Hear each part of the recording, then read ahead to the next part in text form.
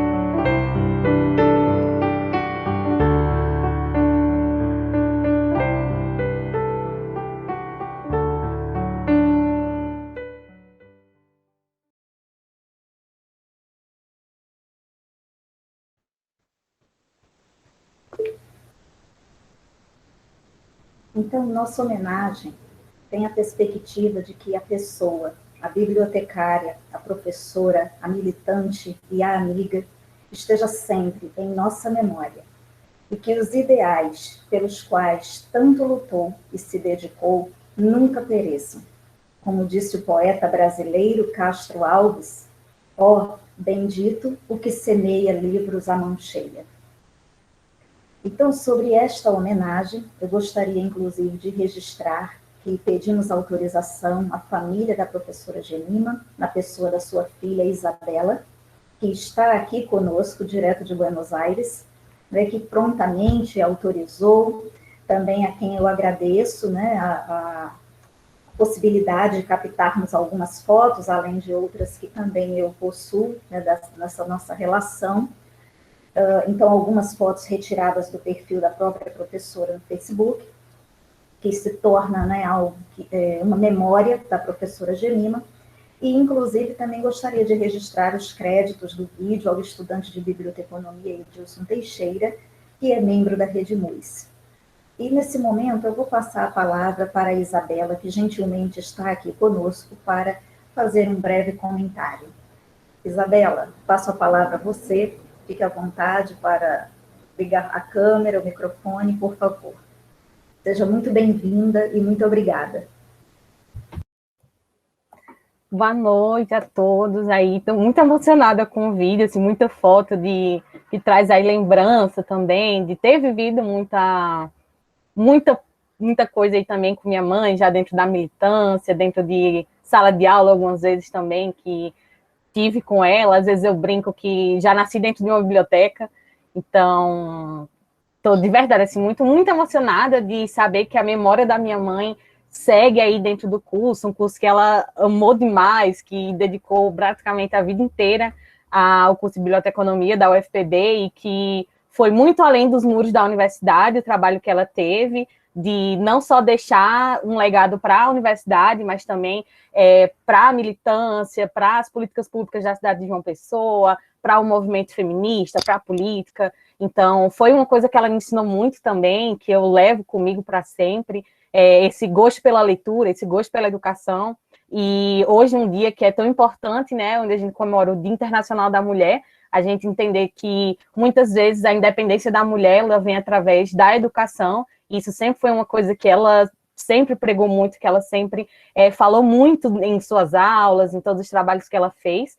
E também de tornar a profissão do bibliotecário muito mais valorizada, como ela merece ser, e como a gente sabe que é muito importante aí para toda a parte de educação, toda a parte de cultura de uma cidade. Então, estou de verdade muito emocionada, também agradeço muito a Luciana pelo convite, também por estar trazendo esse vídeo, essa memória, e estar apresentando também a história da minha mãe para as pessoas que não chegaram a conhecer ela, mas que muito possivelmente vão conhecer seus trabalhos, também sua história aí no decorrer do curso. Então, muito obrigada pela homenagem também, aí em nome de toda a minha família. Quando eu falei, ficaram muito felizes também, meu irmão.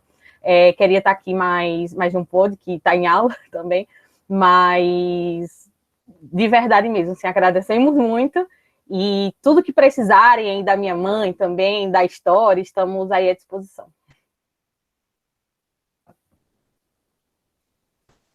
Isabela, eu que agradeço, né, pela sua abertura, pela sua resposta tão rápida, pronta resposta, e por se prontificar também em estar aqui conosco. Tenho a certeza que é uma emoção para mim, para o Edilson, que apareceu aí em alguns extratos nas fotos. Eu tinha muito mais, né? Se a gente fosse colocar tudo, seria realmente o evento inteiro, porque a trajetória, o legado da sua mãe é enorme, é magnífico. E quem como ela, né? Para lutar, de fato, pela biblioteconomia na Paraíba e pelo lugar que é de direito do bibliotecário. Então, para mim é uma alegria, uma honra, né, hoje ser do Departamento de Ciência da Informação e ministrar essa disciplina que é uma paixão, que é a disciplina que fez com que eu me apaixonasse pelo curso, né, pela forma como ela foi conduzida pela sua mãe. Já tinha uma paixão pelos livros, bibliotecas, os museus, né, sempre fizeram parte da minha vida, mas a forma com que a professora Gemima conduziu a disciplina, conduzia tudo, né, na questão de gestão do curso, sempre acolhedora, sempre alegre, com um sorriso. Então, para mim, essa homenagem ela é modesta, mas é de todo o coração. E com aquele compromisso que eu falei de fazer com que as próximas gerações, né, do curso, o pessoal que está chegando, tenham o conhecimento de quem foi, né, e do que fez essa grande mulher em prol da biblioteconomia, dos bibliotecários e das bibliotecárias. Então, muito obrigada mesmo, de coração. Obrigada, Luciana. Bem, obrigada. Bem, é muita emoção mesmo, né? Então tá, após esse momento, né, de homenagem, o Comemora Bíblia promove a conferência Comunidades com a Essência de David Lanks, proferida pelo professor doutor Jorge Moisés Kroll do Prado. O professor Jorge é doutor em Ciência da Informação pela Universidade Federal de Santa Catarina, UFSC, é professor colaborador do Programa de Pós-Graduação em Gestão da Informação da Universidade do Estado de Santa Catarina, UDESC, coordenador do Setor de Criação e Disseminação do Conhecimento do SENAC Santa Catarina, presidente da Federação Brasileira de Associações de Bibliotecários, Cientistas da Informação, FEBAB,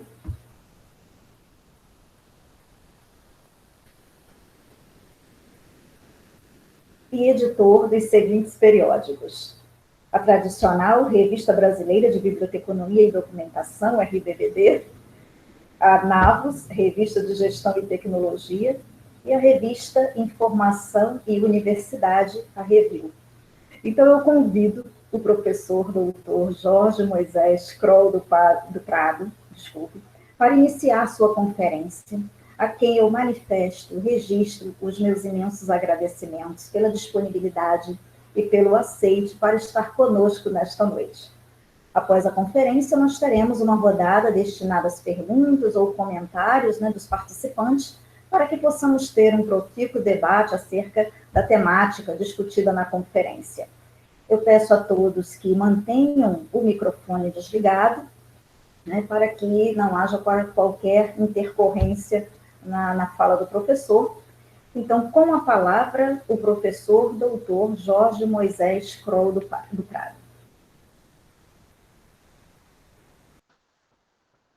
Olá, boa noite. Obrigado, professora, pela apresentação e pelo convite. É sempre uma satisfação por poder falar um pouco a respeito daquilo que a gente vem fazendo, e ainda mais sendo David Lenx, né, que traz aí uma perspectiva bem interessante da biblioteconomia e das bibliotecas e da nossa atuação. Então, eu quero não somente falar de questão conceitual, mas também falar um pouco dessa relação junto ao professor David Lenx, para vocês conhecerem um pouco, né? Mas primeiro gostaria, né, antes de tudo, de parabenizar as mulheres aqui presentes pelo dia de vocês. Eu acho formidável a relação que vocês conseguem ter na gestão de família, a vida pessoal, a saúde mental, a formação continuada, enfim.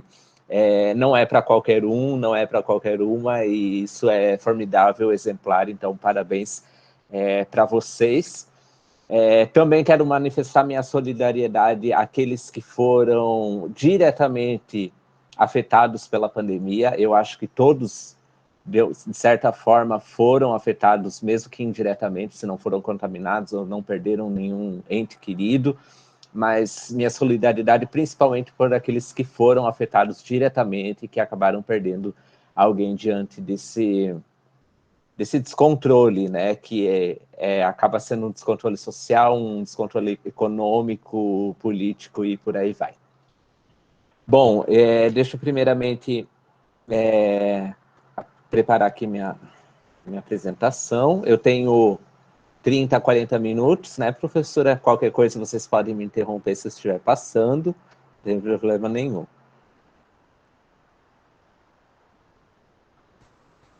Sim, em torno disso. Estão conseguindo ver? Está subindo. Está chegando, professor.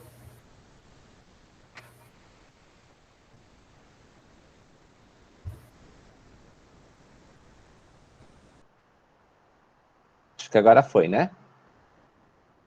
Sim, está ok, está aparecendo. Perfeito. Bom, vamos lá. O título dessa fala é Comunidades com uma Essência de Biblioteconomia de Lenx. É algo bem direto com aquilo que ele propõe, né, nas reflexões dele, diante das publicações e palestras. Ele é um cara muito articulado, ele sabe falar muito bem e transmitir a ideia de maneira muito simplista, né? Então, quero ser bem direto aqui, justamente logo no título. Bom, o professor David Lenx, ele é norte-americano, né? Hoje ele está como professor e diretor da Escola de Ciência da Informação da Universidade da Carolina do Sul, nos Estados Unidos. Ele publicou vários capítulos de livros, vários artigos, tem muito vídeo dele, palestra e por aí vai. Ele escreve muito para o blog dele, né? Então, ele é uma pessoa muito acessível, mas na questão conceitual e aquilo que acabou trazendo mais visibilidade para a reflexão dele estão essas três obras. The Atlas of New Librarianship, que de fato é um atlas, né, um livro grande, bem encorpado e com muita informação a respeito da profissão. É uma obra de referência, então você né? Acaba não lendo de cabo a rabo. O Spectrum More, que é o Melhores Bibliotecas para um Mundo Complexo, que é esse aqui, que esse foi o primeiro contato que eu tive com ele, né, ainda em 2015. E o The New Librarianship Field Guide, que é esse aqui, que foi o penúltimo, né? Semana passada ele anunciou seu novo livro, que já está em pré-venda, que não tem a ver com nova biblioteconomia, é uma outra pegada.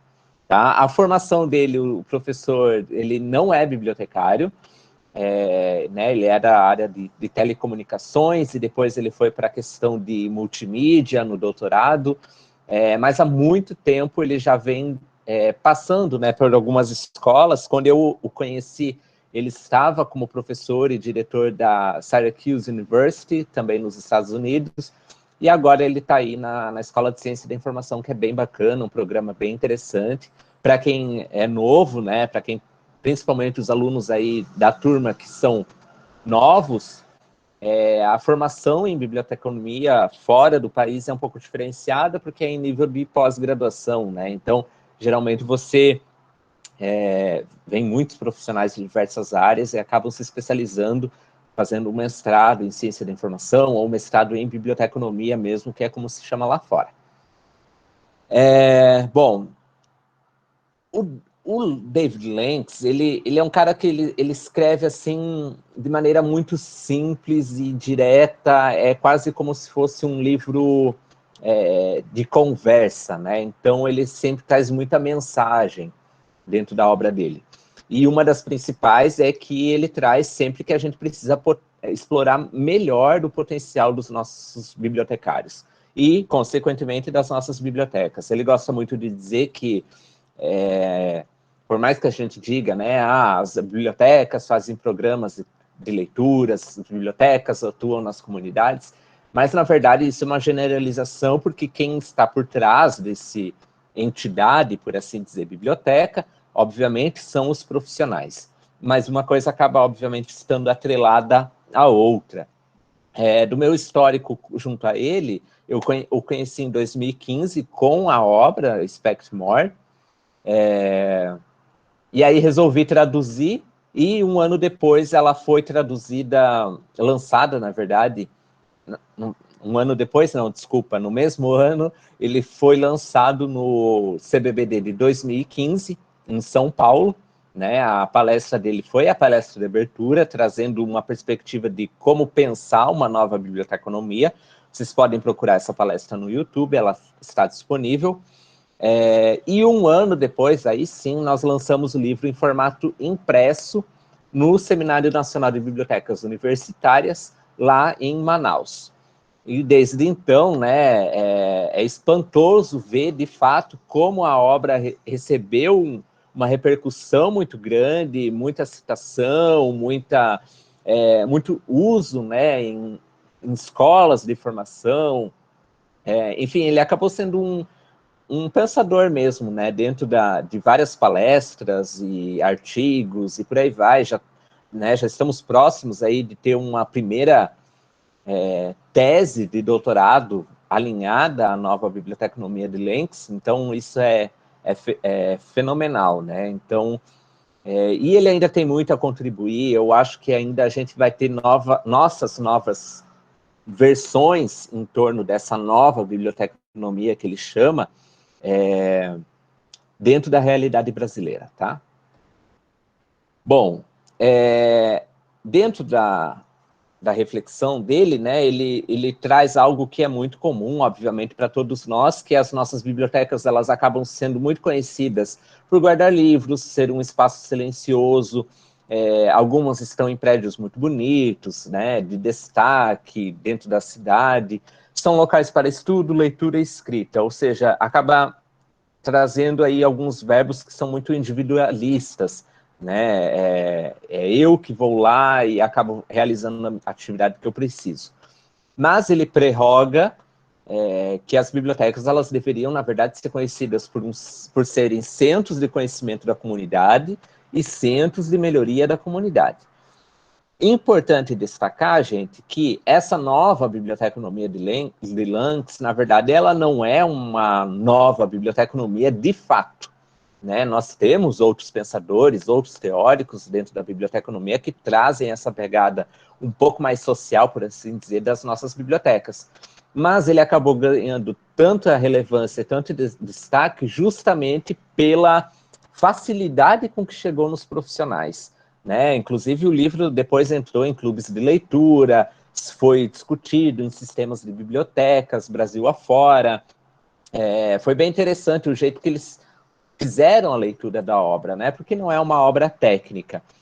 E aqui ele, justamente por isso que acabou sendo, né, dando tanto sucesso e reconhecimento, e como se fosse um novo gás, né? Porque a gente já tinha essas reflexões por outros pensadores antes dele, mas ele veio como se fosse iluminar todas essas ideias que já existiam. E aí acabou concatenando, né, nessa obra aí, principalmente a do Spectmore, que é esse livrinho aqui. Bom, por que nós somos bibliotecários, né? Isso também é um questionamento que ele traz. É para catalogar, é para classificar, é para organizar, é para guardar? Esses são alguns verbos que ele traz em questionamento e que não é no sentido de, vou parar de fazer isso porque eu tenho que ser um bibliotecário focado em outras atividades, ou ser mais social, ou ser mais focado na comunidade. Não, na verdade é você realinhar esses verbos, né, que eram tão tecnicistas, que ainda são muito tecnicistas, na verdade, e pensá-los com mais alinhamento com a comunidade com quem eu atuo.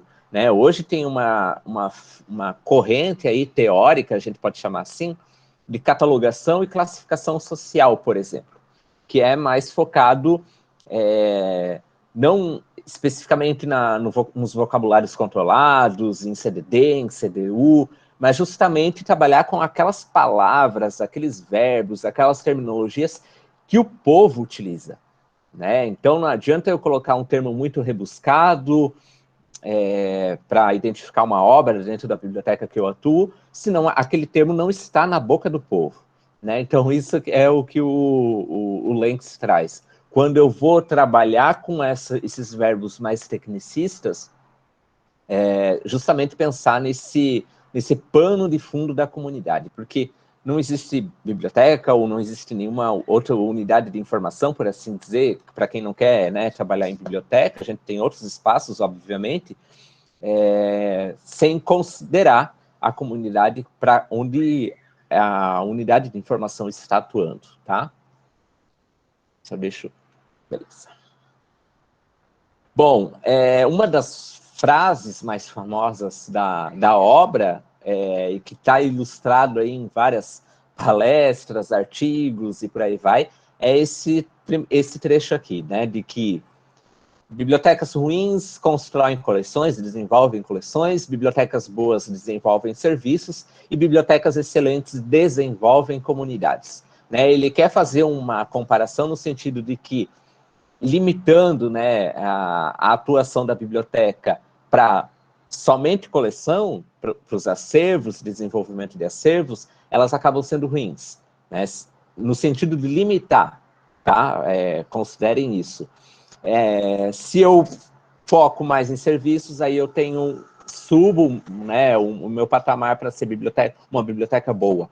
Mas aí eu chego numa biblioteca que é excelente, é aquela que está focada em desenvolver a sua comunidade. E aí, dentro da obra, né, dele, ele especifica como isso pode ser alcançado. E aí eu vou trazer alguns exemplos aqui também para vocês conhecerem, tá? Uma coisa que vocês precisam ter bem em mente, gente, é que isso às vezes eu acabo, né, ou lendo comentário em mídia social, ou em e-mail, ou até mesmo em outros eventos ou palestras que eu passei,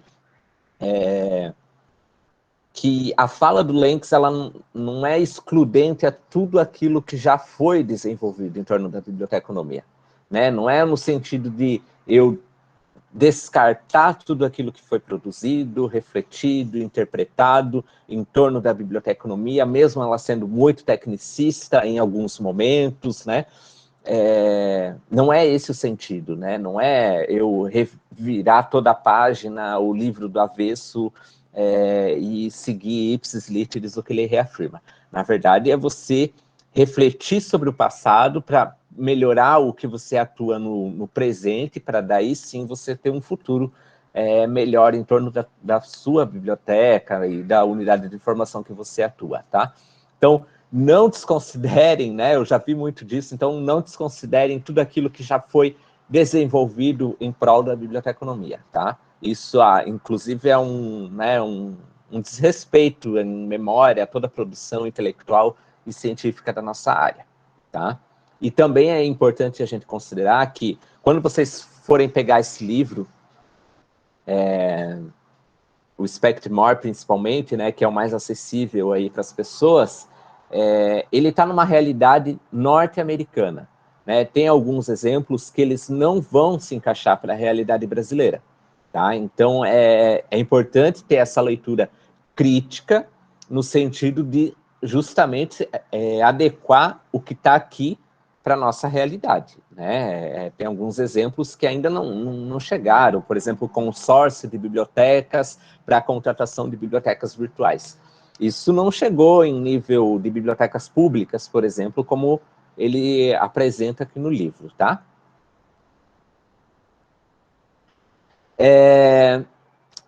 Essa também é uma das citações bem famosas dele, né, dentro do livro. A missão do bibliotecário, e aqui é importante, né, a gente considerar a missão do bibliotecário, da bibliotecária, é melhorar a sociedade, facilitando a criação de conhecimento nas comunidades.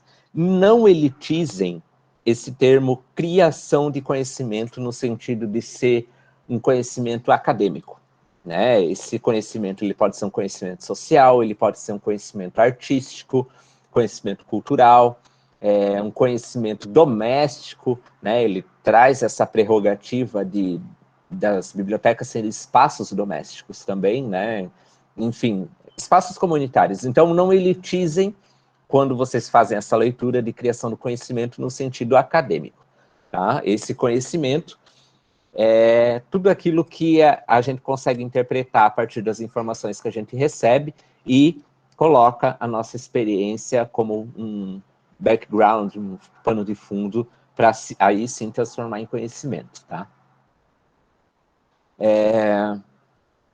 Ele também fala que os livros, eles não podem ser ferramentas exclusivas, né, não exclusivas, ou seja, não dá para limitar o conhecimento no objeto livro. A gente não pode objetificar o conhecimento e limitar quanto ao objeto livro, né? A gente tem, claro que existe toda uma fetichização em torno do livro, existe um paradigma também em torno do livro, e não estou dizendo que isso é ruim ou não, né? É no sentido justamente do que ele coloca no título do livro, Spectmore, ir além, né? Então, ele coloca que, inclusive, as pessoas podem ser uma fonte de informação para a transmissão de conhecimento, né? As bibliotecas humanas, que ele traz como exemplo, a gente tem outras tipologias de fontes de informação, como as bibliotecas das coisas, e por aí vai, né? Então, quando a gente quebra um pouco dessa linha de atuação e de reflexão de que a biblioteca é um palácio de livros, um ambiente de 4 paredes, cheio de estante de livros, e que eles precisam ser altamente cuidados e elitizados. Quebrem isso, tá?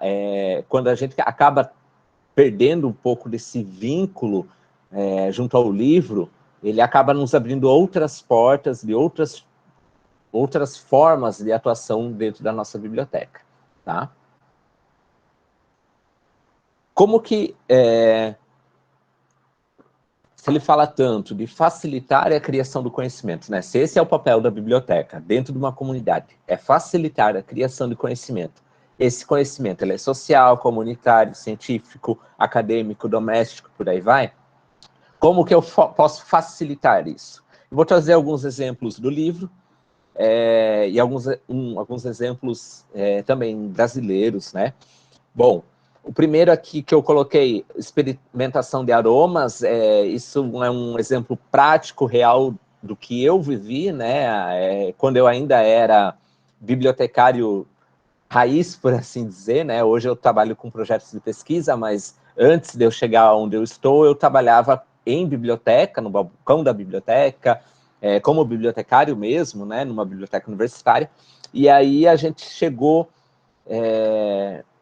num impasse, porque nós tínhamos alunos da área de gastronomia que alguns, inclusive, carentes economicamente falando, que não tinham acesso a certos ingredientes da gastronomia, né? Por exemplo, se fala tanto do sal do Himalaia em receitas da gastronomia e tal, mas tem certos alunos que eles não tinham acesso a isso.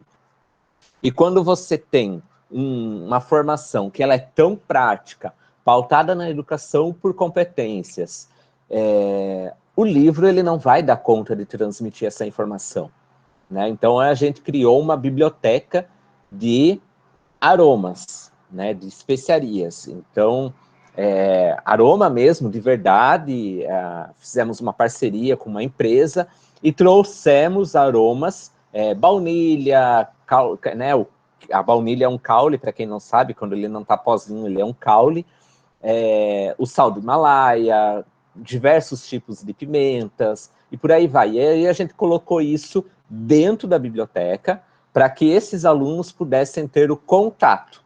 E esse contato é no sentido de abrir, pegar a textura, sentir o aroma, né? Enfim. E aí a gente acabou fazendo essa aromateca, que foi catalogada, que ganhou prêmios, teve publicação científica, porque é um tipo de catalogação e de tratamento técnico que a gente não, né, eu não vi, na verdade, na minha formação de graduando em biblioteconomia. Então a gente acabou criando esse tipo de biblioteca dentro da nossa biblioteca, né, esse tipo de acervo. Outra vertente de trabalho são os Fab Labs e os Makerspaces. Os Makerspaces ainda assim são mais conhecidos no panorama brasileiro, né, que são aqueles espaços de construir, literalmente falando, né? Então tem muita biblioteca escolar que utiliza das ferramentas e metodologias dos makerspaces, que são espaços para construir. E o Fab Lab é no sentido um pouco mais fabril e indo um pouco, ele é um pouco mais robusto que o makerspace, né? Ele consegue inclusive chegar em nível industrial. O programa Transform You, aí sim, esse é um exemplo do livro do Lenx, que é um agrupamento de bibliotecas públicas lá nos Estados Unidos, que é focado nas comunidades. Então, eles têm bibliotecas em algumas cidades. O programa é no intuito de agrupar recursos, principalmente financeiros e humanos, né, porque eles dão capacitações para emprego. Agora, por conta da pandemia, né, eles fizeram várias atividades no sentido social, questão de saúde mental, de como se posicionar depois no mercado de trabalho, quando isso, né, passar. A questão da biblioteca humana, quando o conhecimento ele não está registrado numa fonte de informação e ele está na pessoa mesmo, né? Então, ele traz o exemplo de Londres, que trouxeram alunos de sociologia para conversar com moradores em situação de rua, para que eles tivessem o contato direto com a experiência desses moradores de rua, para daí sim fazer um trabalho sociológico. E essa é uma pequena citação do John Williams, né, e que tem muito a ver com a reflexão também de David Lenx, que é: as bibliotecas devem passar de mercearias, onde você vai lá, pega a coisinha na estante, sai e vai embora, para cozinhas, no sentido de você justamente criar as coisas ali, de experimentar, de testar, né? Então, é nesse sentido de você facilitar essa criação de conhecimento. Dentro também do livro, ele mostra como que eu consigo tornar fazer as bibliotecas irem um pouco mais além, né? Tornar as bibliotecas melhores no sentido do mundo complexo que ele coloca no título, como eu espero mais dessas bibliotecas. E aí ele agrupa as atividades em 4 itens. O primeiro é a questão do acesso, acesso aos livros, acesso às pessoas, aos materiais, às conexões, às plataformas, muito no sentido também, né, de cultura da participação, que as pessoas vão lá e ajudam, inclusive, a gerenciar a biblioteca, né? A biblioteca, ela é um ambiente coparticipativo no sentido de gestão. O segundo item é o de capacitação, como fazer parte dos debates, envolver-se enquanto cidadão, competências informacionais, né? Como a biblioteca assegura a atuação do cidadão como um ser crítico, como um ser reflexivo, como um ser que se posiciona diante dos fatos em qualquer contexto, e essas capacitações não vão no sentido somente de utilizar uma base de dados, mas inclusive em competências básicas para qualquer ser humano, né? Então, como tirar um título de eleitor, a questões muito relacionadas a competências no sentido de relações étnico-raciais estão vindo muito fortes também, a gente precisa se preocupar com isso e desenvolver esse tipo de atividades com pessoas que tenham esse lugar de fala e que possam trazer esse ambiente rico, né, para as atividades da biblioteca, tornar a biblioteca um ambiente seguro, e esse ambiente seguro não é no sentido de que eu estou dentro da biblioteca e não serei assaltado, mas no sentido de liberdade de expressão, um ambiente sem censura, em que os meus dados pessoais estão assegurados de maneira privada mesmo, né? A segurança física, obviamente, e a questão da privacidade. Aqui no Brasil, a gente não tem muito tanto desses problemas no sentido de privacidade de dados pessoais, no sentido das bibliotecas. Mas ele traz um exemplo muito interessante no livro, que eles foram fazer uma investigação em torno de um indivíduo e tal, e eles foram até a biblioteca para saber os dados de navegação na internet desse indivíduo nos computadores da biblioteca. E aí as bibliotecas públicas lá nos Estados Unidos, elas são respaldadas, né, resguardadas por lei, de que elas não podem compartilhar esse tipo de dado, né? Então, nesse sentido do ambiente seguro que o Lanks traz. E também o último item é a questão da motivação, né? A motivação por um ambiente melhor, para serviços melhores, construção do debate, cocriação vem algo muito forte também, né? E a cocriação, ela se fortalece em ambiente de ecossistemas de inovação, mas lá fora ele vem muito no sentido de cultura da participação, e a simpatia e empatia, que também vem muito forte. Alguns elementos para a atuação do bibliotecário, né? A questão da audácia, ele coloca muito isso, porque ele fala, né, nessa questão de você sair da cadeira da sua zona de conforto e ir para uma tonalidade mais audaciosa, né? Então, de você ter uma equipe mais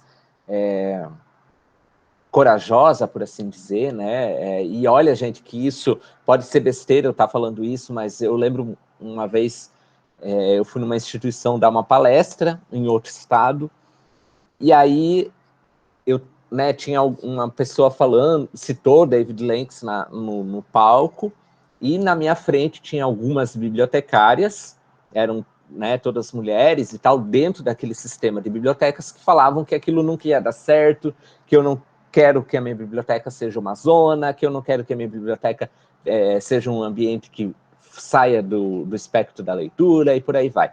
Então, tem muito ainda infelizmente, esse perfil muito preso, né, que está alinhado muito à questão da cultura organizacional, de empecilhos, inclusive de gestão pública, falta de planejamento, né, tem muitas bibliotecas que trabalham no sistema que eu gosto de dizer de apagar incêndio, né? Então, eu acabo fazendo tarefas básicas e operacionais, sem planejamento algum, eu não sei para onde estou e nem sei para onde quero ir.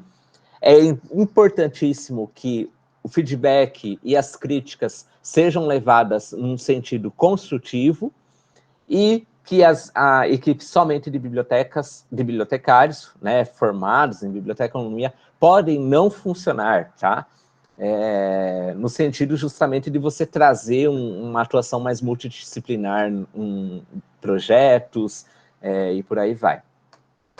Outro item que ele fala muito, né, e eu falo também isso muito também em outras palestras que eu já ministrei, que é a questão do planejamento, saber o que a biblioteca tem de bom, o que ela precisa melhorar, como que os bibliotecários vão vestir a camisa no sentido daquilo que precisa ser melhorado, né, jogar aquela roupa fora de práticas antigas.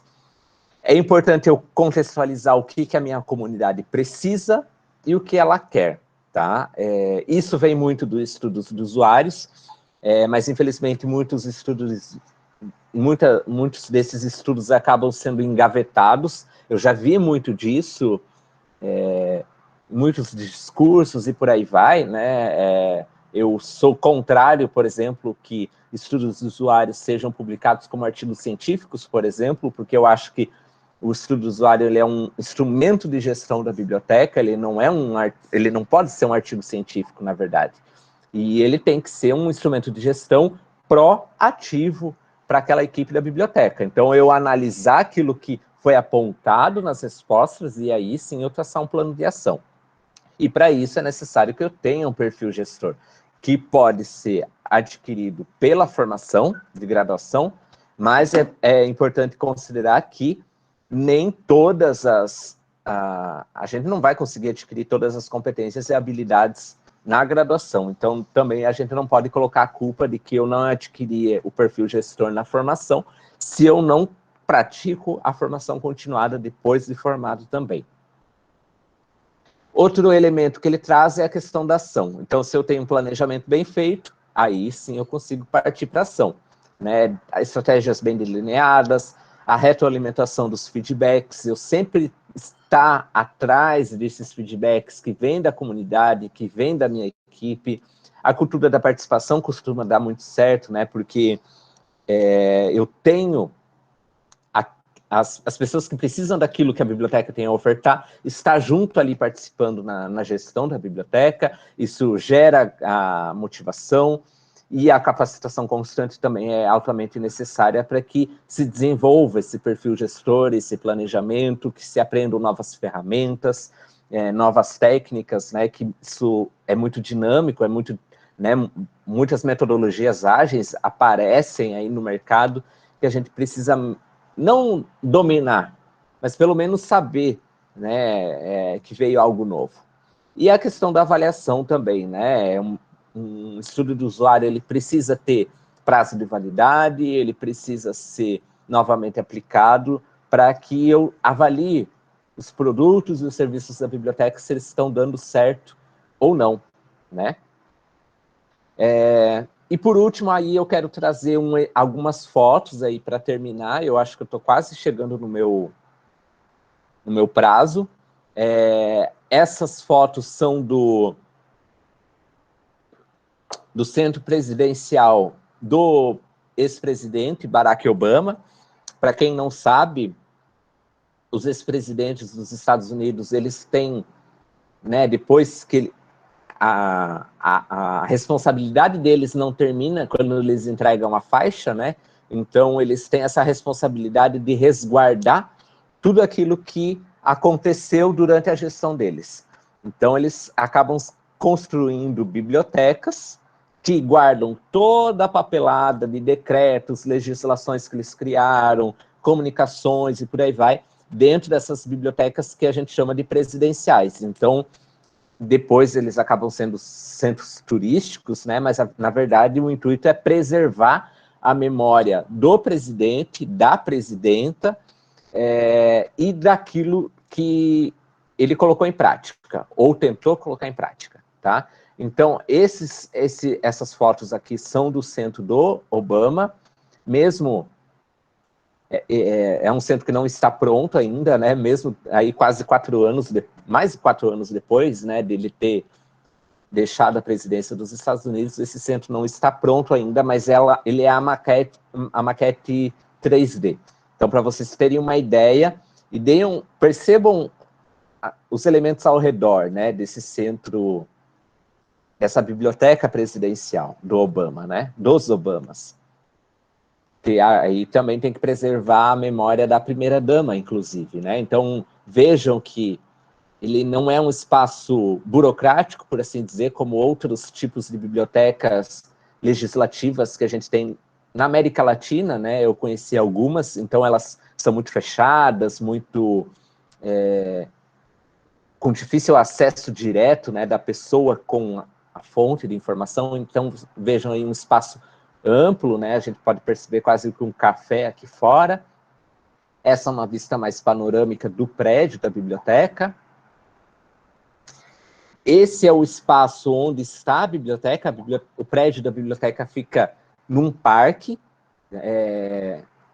com o rio ali ao lado. Se eu não me engano, a biblioteca não fica em Washington, né, onde fica aí toda a questão governamental dos Estados Unidos, é fora.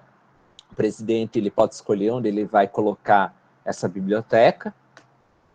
Esse também é uma outra imagem da biblioteca, então percebo que é algo muito acessível para as pessoas, né? Percebam que não há grades ao redor, não há muros ao redor, tudo muito bem iluminado.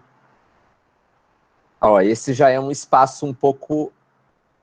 um espaço interno da biblioteca, né? Essas fotos eu retirei do site do Centro do Obama, da Biblioteca do Obama. E essa é uma visão externa, né? Estão vendo que eles estão projetando aí um filme no parque, né? Num ambiente externo ao prédio da biblioteca. O Obama, ele tem, para quem leu, né, os livros do Obama, ele tem uma relação muito forte com a questão da leitura, e ele acaba sendo um influenciador também muito forte da leitura, né? Todo ano ele publica a lista dos melhores livros que ele leu, dos melhores álbuns musicais que ele ouviu e dos melhores filmes que ele assistiu.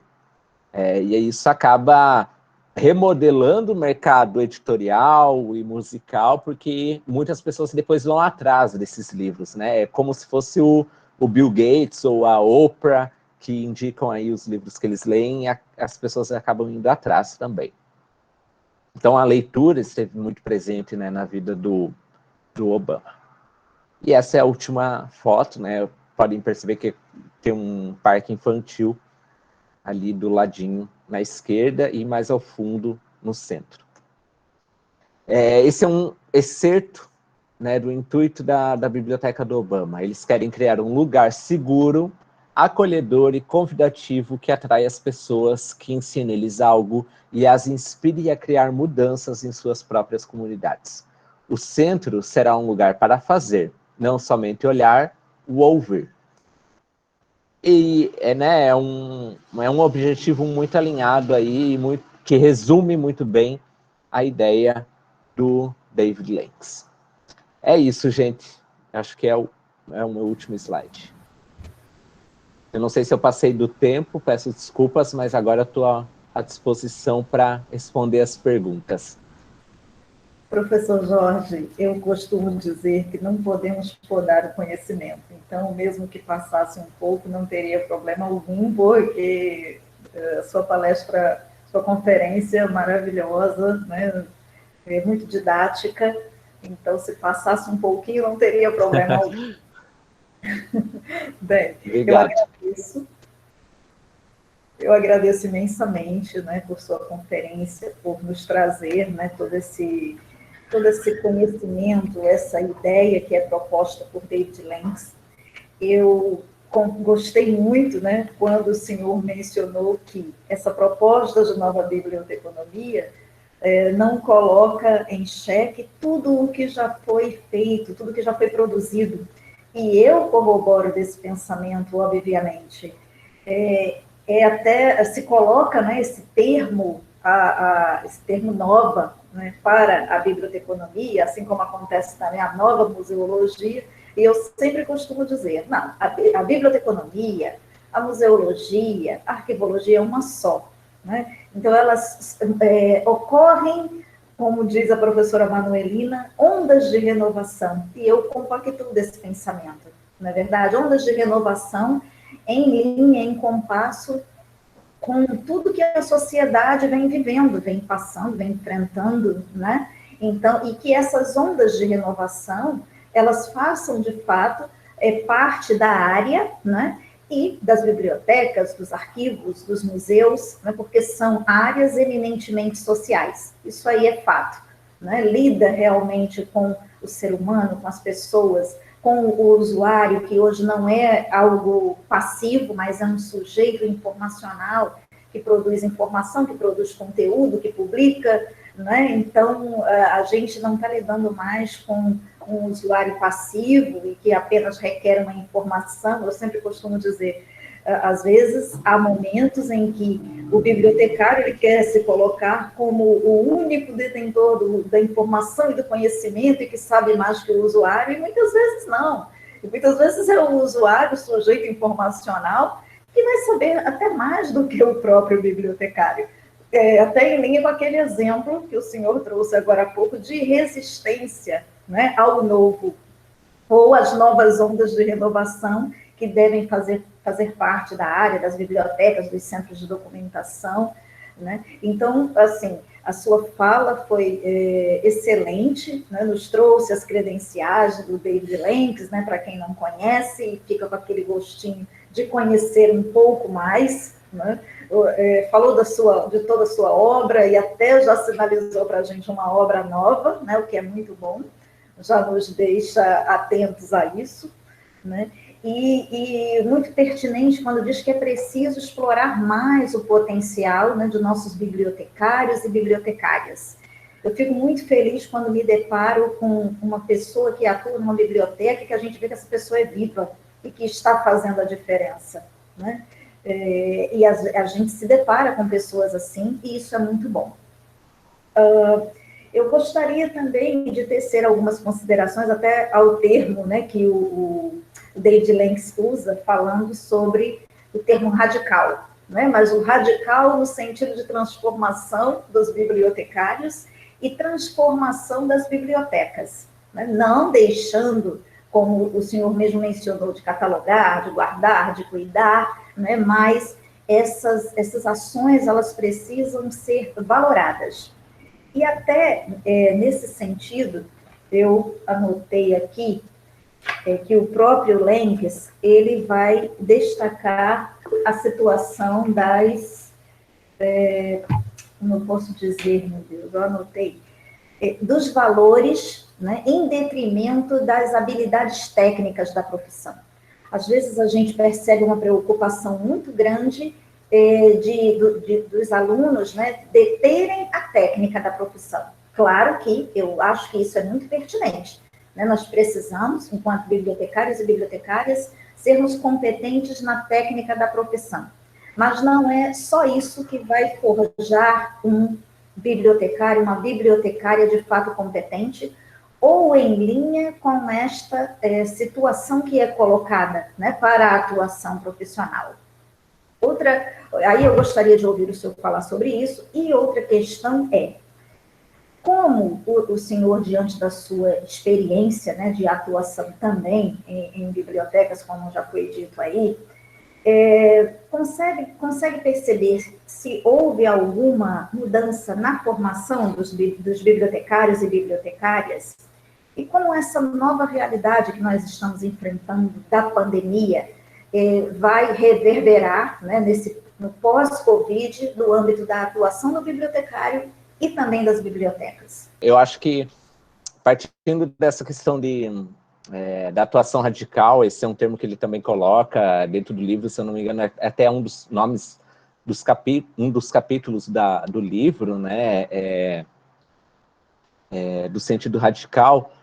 se a gente tivesse um campo do conhecimento, uma área do conhecimento que estivesse estagnada e que não acompanhasse os desafios contemporâneos, sociais, eu acho que aí a gente estaria perdido, né? Então, quando ele vem com essa perspectiva de uma nova biblioteconomia, é muito mais uma questão de título de livro ou de nome de conceito, por aí vai. Mas eu acho que a gente poderia falar de biblioteconomia de Lenks, porque não é uma nova biblioteconomia quando a gente for ler, né? Então, tudo aquilo a gente já faz. É justamente o sentido de você potencializar tudo aquilo que você aprendeu e contextualizar com a biblioteca onde você está atuando, né? Então, não adianta você seguir uma catalogação exemplar com aquela etiqueta na lombada do livro que fica um número enorme de catalogação e por aí vai, se não é aquilo que o aluno, o usuário, enfim, que vai chegar naquele livro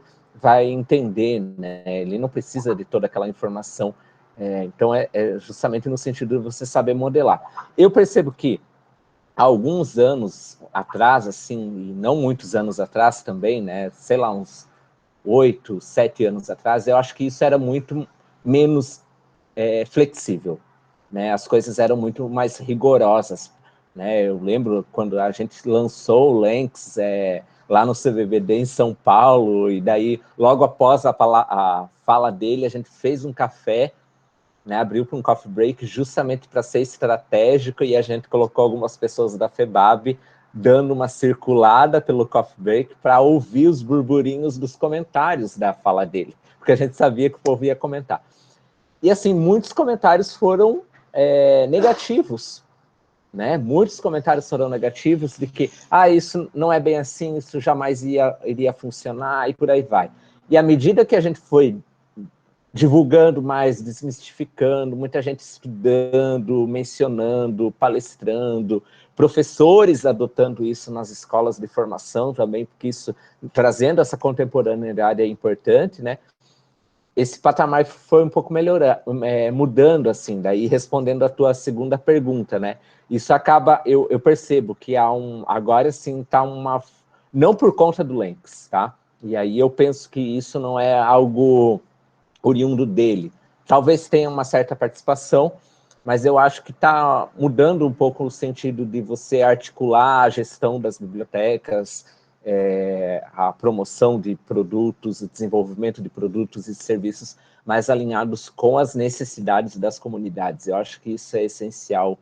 E isso muda muito. Acho que as tecnologias vieram também para ajudar um pouco nesse sentido, né? Porque elas nos dão mais acesso às pessoas, embora tenha um certo distanciamento social aí que amplia as desigualdades sociais também. A gente viu isso, não é todo mundo que conseguiu acessar uma internet para ter uma aula excelente, ou então conseguiu acessar e teve o acesso precário, né, e por aí vai. Então, a pandemia nos demonstrou isso muito.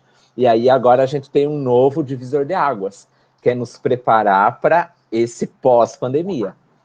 Né? O Lenks está trazendo essa reflexão, inclusive eu já quero aproveitar para não esquecer, deixar o convite para vocês para o dia 12 de março, às 7 horas da noite, a FEBAB vai trazer o David Lenks ao vivo para uma palestra com tradução simultânea, e aí ele vai trazer essa abordagem do pós-pandemia. Então, estão todos convidados, vai ser no YouTube da FEBAB.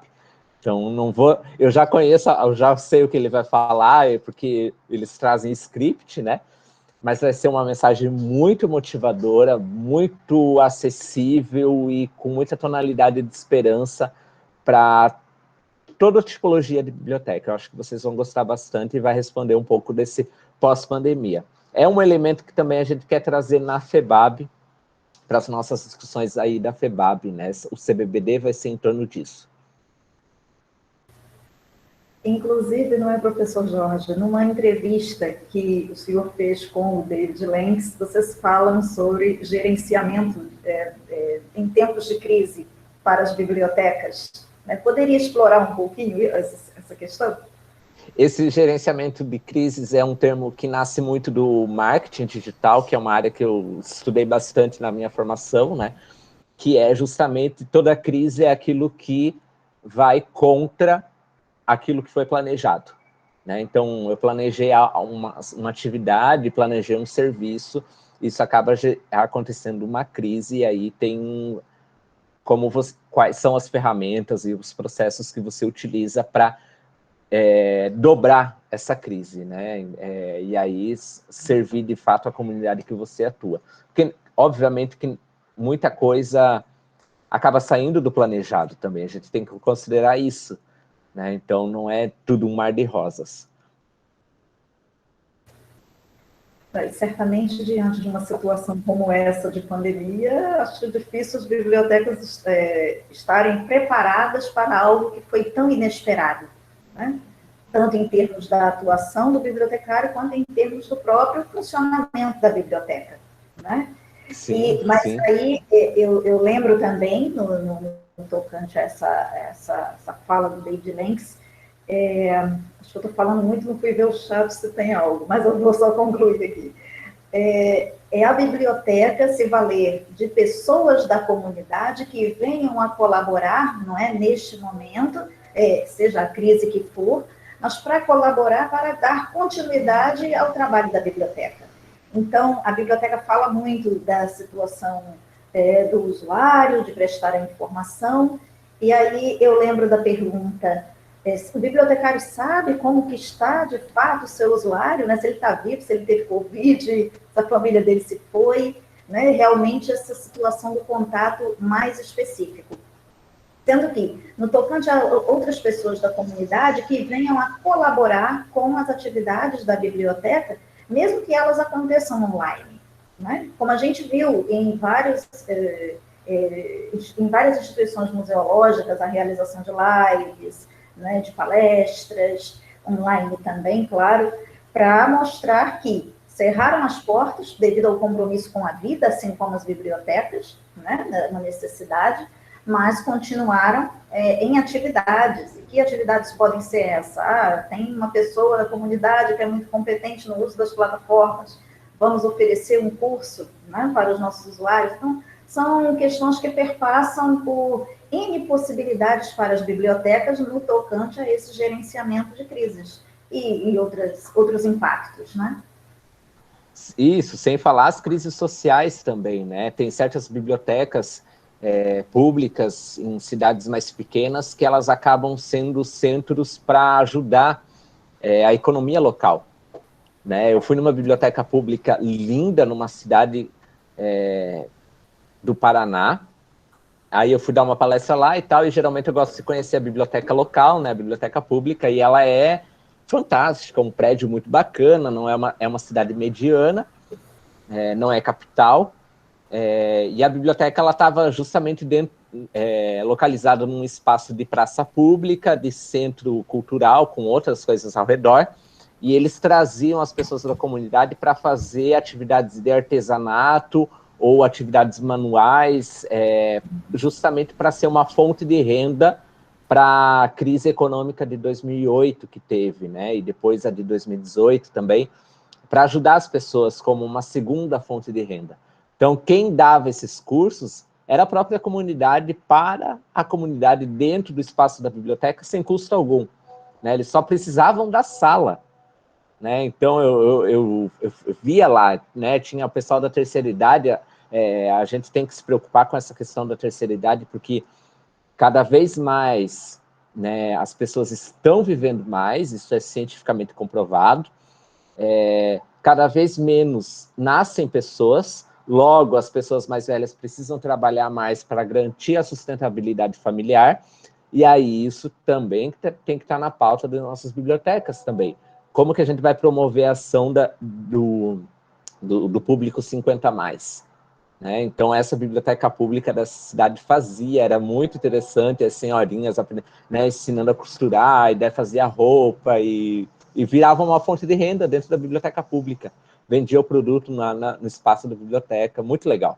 Porque daí você não precisa abrir CNPJ, não precisa ter espaço físico, não precisa se preocupar com nada disso. Muito interessante, né? E fazendo com que a biblioteca, de fato, esteja viva, né? E se mostre numa relação de fato eficaz e dialógica com a comunidade no seu entorno. Isso é muito importante. Tiago, tem alguma pergunta dos nossos participantes? Sim, professora, nós temos algumas questões para o professor Jorge. Boa noite, professor, boa noite a todos. Nós temos uma pergunta da Priscila Maia. Ela questiona: professor, poderia explicar melhor sobre a fetichização do livro quando se torna algo negativo ou positivo? Eu vou aproveitar e fazer mais 2 questionamentos que o professor Edilson Melo Filho também trouxe, que ele questiona: é um exercício constante provocar todo o potencial dos profissionais. Como explorar as potencialidades das pessoas bibliotecárias? E ele também traz uma segunda pergunta. Professor Jorge, você identifica algumas dessas experiências da nova biblioteconomia aqui no Brasil? Tá, deixa eu... A pergunta é da Priscila. Deixa eu ver se eu acho aqui. Priscila Maia.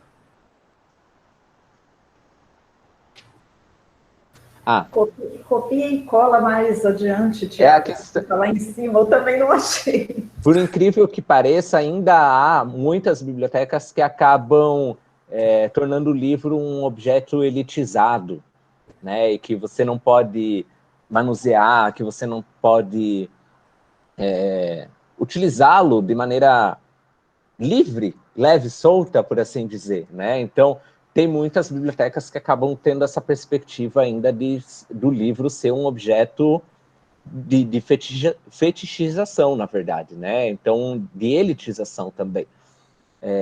E, na verdade, a maioria das vezes isso acaba se tornando negativo, porque isso acaba espantando a comunidade, né? Então, eu não vou tocar o livro porque eu não posso fazer isso, não posso fazer aquilo, não sei o quê. O livro, lembrando, é engraçado, né, que tem muitas instituições que colocam o livro como um patrimônio né, dentro da instituição, às vezes é por conta questão burocrática mesmo, mas, na verdade, o objeto livro, ele é um objeto tem uma terminologia própria, que não é o patrimônio, ele não é um bem patrimoniável, na verdade, né, ele é um material de consumo, isso aí. Né, porque ele tem prazo de validade, né, e ele está lá para ser utilizado. Então, quanto mais você tem a elitização do livro, mais negativo torna-se esse aspecto. Acho que eu respondi a pergunta da Priscila. Agora, a primeira pergunta do Edilson. Primeiro, né, um prazer ver o Edilson aqui, que também está em um dos nossos GTs da FEBAB, né, para quem não conhece, a FEBAB aí está com vários GTs e comissões aí, tipologias de bibliotecas e novas demandas que a gente tem que trazer mais em voga na nossa atuação, né? A primeira pergunta dele: é um exercício constante provocar todo o potencial dos profissionais, como explorar as potencialidades das pessoas bibliotecárias. Isso é muito difícil.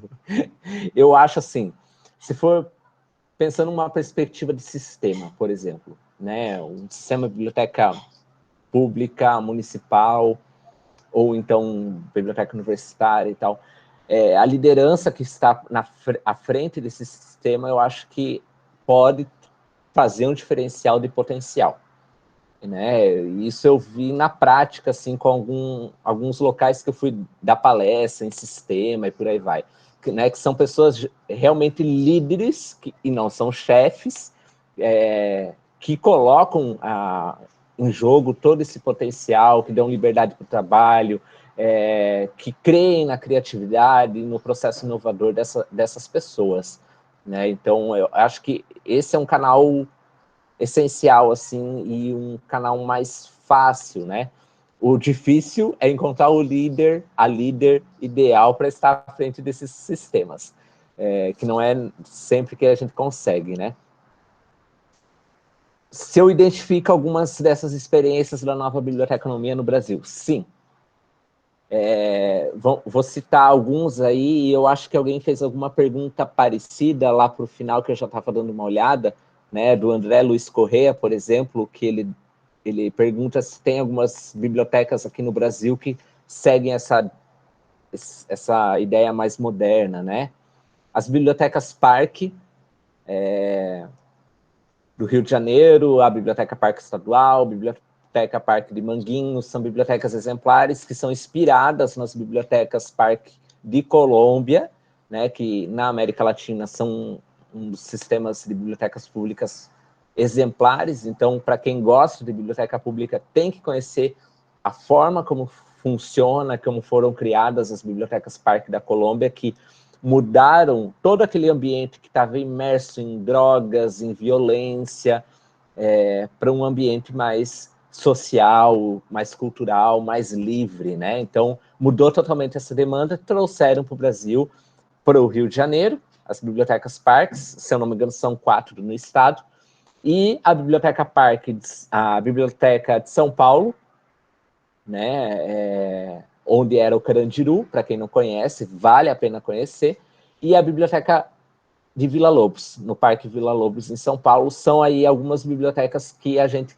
pode mencionar aí dessa nova biblioteconomia. Mas eu já tenho visto muitas bibliotecas universitárias fazendo trabalhos interessantes, bibliotecas públicas de cidades pequenas. Eu acho que quando a gente vai conhecendo mais, né, não são só essas bibliotecas grandes, famosas, que estão nisso aí.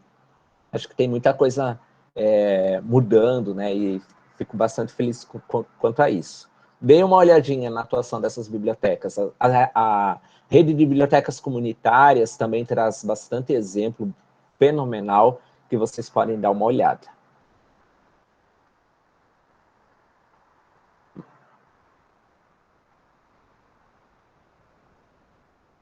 Tiago, mais alguma pergunta? Foram apenas essas, professora. Só tem essas mesmo? Já são que horas? São 8h31. Estamos ainda até dentro do tempo razoável, não é, professor Jorge? Bem, mas então, só gostaria de agradecer mais uma vez a sua presença, dizer que a conferência foi realmente excelente, trouxe elementos muito importantes para a reflexão, né, tanto de quem está nesse contexto de formação, né, em biblioteconomia. Aqui temos os meus alunos matriculados em Fundamentos da Biblioteconomia, né. Começamos hoje já com essa excelente conferência acerca também de uma temática, de um conteúdo que está na disciplina, né, e para que alarguem o olhar, né, e percebam, de fato, essa característica social da área, né, e tudo que está no entorno, né, tanto da atuação do bibliotecário, quanto das bibliotecas, das unidades de informação. Então, eu penso que só agrega valor, né, para esse conhecimento. E que possam buscar muito mais, né? Nós já disponibilizamos aqui alguns links, conheçam o livro, né? Acessem a entrevista na Bibliocultura, né? Cultura informacional. Isso. Mas dei uma olhadinha na entrevista, né? ficou bem legal. Mas reitero o convite para sexta-feira, eu acho que vocês vão gostar bastante. Só reitero o convite para sexta-feira, né, no YouTube da FEBAB, para vocês conhecerem um pouquinho mais aí ao vivo daí com o Lenx. Eu acho que, né, poderão fazer perguntas, obviamente. Vai ser bem interessante. A gente tem muito interesse em trazê-lo fisicamente, né, ao vivo para o Brasil, mas a gente até tentou, mas ele, para quem não sabe, né, ele estava se recuperando de um câncer, né? Então ele teve um problema bem sério de câncer, mas ele melhorou, então está super apto aí. Agora é esperar voltar, né? E a gente continua com outros projetos paralelos, né? A obra dele é muito conhecida em outros países, né? A Europa, a Austrália, a África. E aí ele está com um projeto chamado Library Renaissance, que é justamente pegar a perspectiva de vários países com essas alterações e com essas contextualizações culturais e socioeconômicas de cada país para pensar essa nova biblioteconomia. Daí eu estou representando o Brasil num grupo da Itália, Austrália, África do Sul, Estados Unidos, Canadá e por aí vai. Mas é bem difícil, né? Primeiro porque a formação já é diferente, né? A gente se torna bibliotecário, bibliotecária como graduando, e lá fora acaba sendo uma pós-graduação, né? Então já começa aí. É diferente, mas é um exercício bem bacana. Que bom, então fiquem atentos, né? Sexta-feira, no dia 12 de março, que é o dia, de fato, que a gente comemora o dia do bibliotecário. É claro, a gente não fez a conferência no dia, porque são muitas as programações, e a própria Associação Profissional dos Bibliotecários da Paraíba pediu que quem fosse realizar algum evento o fizesse ao longo de todo o mês, para não ficar tudo em um único dia. Então, tem uma programação vastíssima, né, tanto aqui quanto em todo o país, e aí a gente pode acompanhar, com certeza, né, sexta-feira, e acompanhar também, além da live sexta-feira, o professor Jorge, né, seus escritos e as novidades que ele vai trazer ainda, né, e muito sobre David Lenk, sobre a proposta dele e as ideias, né, porque realmente eu sei que o senhor é quem propaga, de fato, essas ideias, e muito bem. Eu só tenho que parabenizar, agradecer pela disponibilidade, né, pela amizade, pela confiança também, e também pelo seu tempo, né, que eu sei que é bastante restrito, mas faz parte, né, dessa atividade acadêmico-científica. Então, eu só tenho que agradecer. Quero dizer que nós vamos proceder à entrega de uma menção honrosa, intitulada Genima Marques de Oliveira, né, pela sua contribuição à biblioteconomia no Brasil, certo? E vai chegar em suas mãos em breve, tá bem? Nossa, agora eu fiquei surpreso, porque eu não esperava por isso, de fato. Agradeço muito tanto o convite como pela menção, né? Eu acho que quanto mais a gente se esforça de maneira coletiva em diferentes espaços, né? Quem ganha é a classe, né? A biblioteconomia como um todo. Agradeço novamente muito o convite, né? Gosto muito de falar sobre as ideias dele e agradeço também a presença do público, dos alunos, né? Sigam firmes e fortes no curso, é um curso muito promissor e que vale a pena mesmo, né?